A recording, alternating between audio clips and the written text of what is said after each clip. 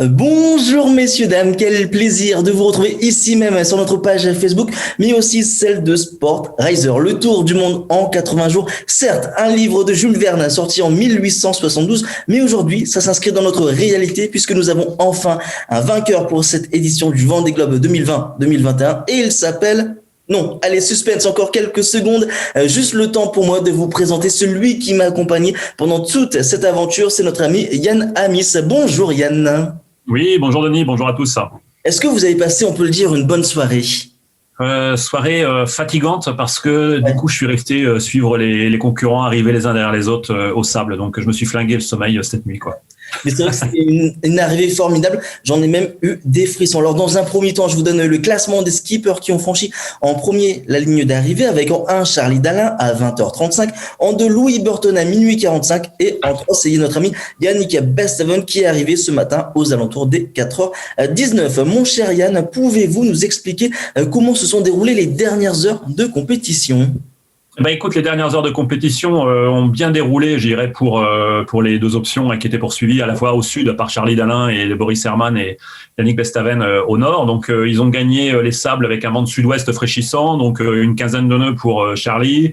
Et derrière, Yannick Bestaven avec Thomas Ruyant, ils ont fini à peu près à 20-25 nœuds avec un bon sud-ouest. Un vent qui fraîchit avec l'arrivée notamment de la perturbation là qui circule sur West Irlande. Donc on le voit bien sur le champ de vent là, on a un beau couloir de sud-ouest qui va accompagner notamment quelques concurrents qui sont en train d'évoluer là au large du Cap Finistère comme Jean Le Cam.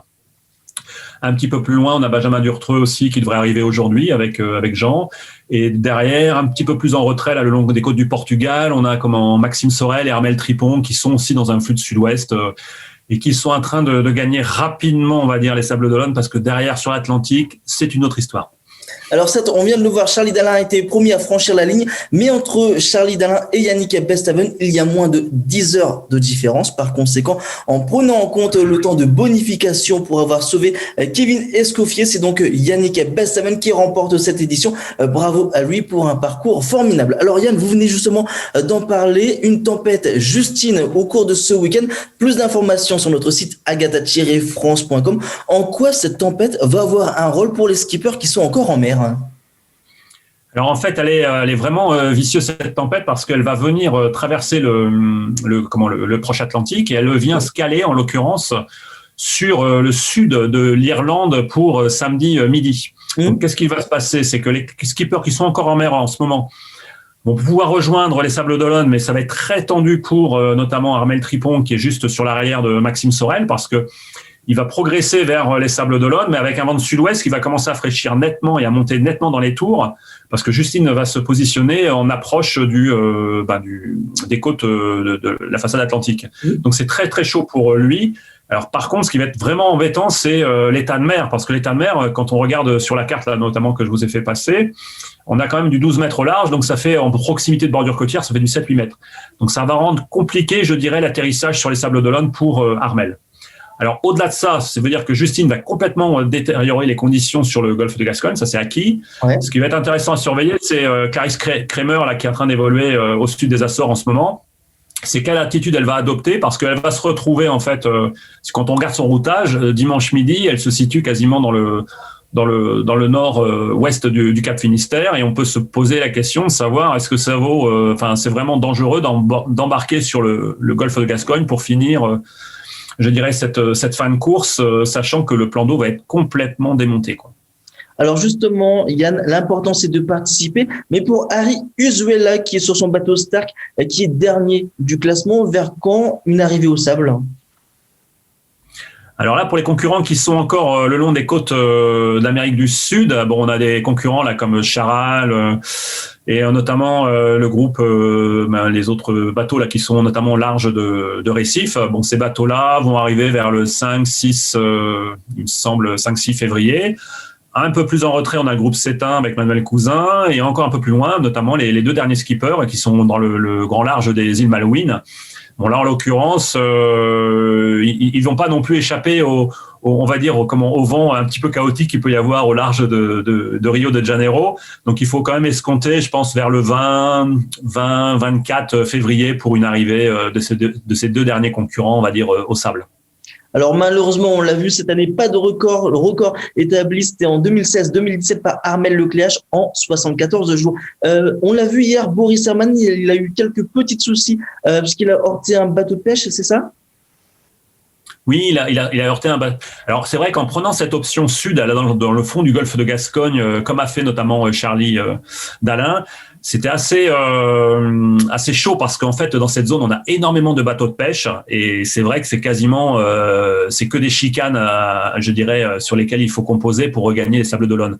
Une route ouest ou nord-ouest comme l'ont effectué Yannick Bestaven et Thomas Ruyant est quand même beaucoup plus sécure entre guillemets parce qu'il y a quand même beaucoup moins de bateaux de pêche sur cette zone-là. Bon, pas de chance pour Boris Herrmann, mais c'est vrai que cette prise de risque, voilà, les bateaux de pêche n'ont pas lieu de faire partie, je dirais, d'une compétition, mais ça fait autant d'obstacles avec lesquels il faut composer. Et en l'occurrence, on le voit pour Boris, ça lui joue des mauvais tours juste sur les 50 ou 60 derniers milles, quoi. Et du coup, il devrait arriver quand? Il va arriver dans la matinée, là. Il est à peu près à la hauteur de Damien Seguin, là. Ils sont tous les deux au large des sables. Et ils vont arriver, là, en l'occurrence, allez, on est quelle heure, là? 10 heures. Ils vont arriver d'ici, pour midi, quoi. Peut-être pour le journal. D'accord. Alors Yann, à mes yeux, l'événement le plus marquant de cette édition, c'est le Sauvage de Kevin Escoffier. Mais au final, quel enseignement peut-on retenir de cette course? Ben écoute, cette course, il y a quand même beaucoup d'enseignements, hein, parce que quand même c'était la première fois où on avait des foils aussi imposants qui se sont élancés. Il y a beaucoup de questions qui vont interroger notamment autant les architectes que les skippers sur la pertinence de l'usage de ces foils. On le voit là notamment sur le dernier tiers de course. Bon, c'est vrai que ça produit son effet. Au-delà de ça, ça pose aussi pas mal d'interrogations. Un autre point également, c'est que le temps de référence d'Armel Lecléache de 64 jours, c'était effectivement dans un certain contexte météorologique, on peut le faire. Aujourd'hui, on peut se dire qu'avec les foils, malgré tout, ça porte pas un avantage supplémentaire, mais ce qu'il faut voir, c'est le contexte météorologique et ce Vendée Globe. Écoute, c'est quand même une des éditions que je trouve qui est certainement la plus riche d'un point de vue météorologique. Alors, qui dit riche en météorologie ne veut pas dire que c'est la plus simple. Au contraire, c'était d'un point de vue météorologique, c'était certainement une des plus complexes et on l'a bien observé, notamment pour les skippers, c'est qu'on a eu des rebondissements tout au long de la course et c'est indéniable que ça a participé certainement à cette belle arrivée également aussi. Oui. C'est vrai que c'était une course formidable. Merci beaucoup, Yann Amis. Merci, Denis. Et je voudrais également remercier Ouest France Sport Tracer Segrib pour les magnifiques images que vous nous avez mis à disposition. Puis un grand merci à vous, Yann, parce que vous nous avez consacré 35 épisodes pour une moyenne de 7 minutes. Ça fait quasiment 4 heures d'antenne à vos côtés. Et mine de rien, j'ai beaucoup appris grâce à vous. Merci beaucoup, Yann. Et je vous laisse le mot de la fin. Oui, écoute, merci à vous tous parce que c'était pareil, une très très belle expérience sur plus de 80 jours de course et pouvoir l'échanger comme ça au quotidien ensemble sur des petits teasers vidéo, ça apporte, je dirais, une richesse aussi, un exercice qui est très très intéressant et très enrichissant pour moi et j'espère pour vous également. Merci beaucoup Yann Amis et à très vite ici même sur notre page Facebook Agathe Météo.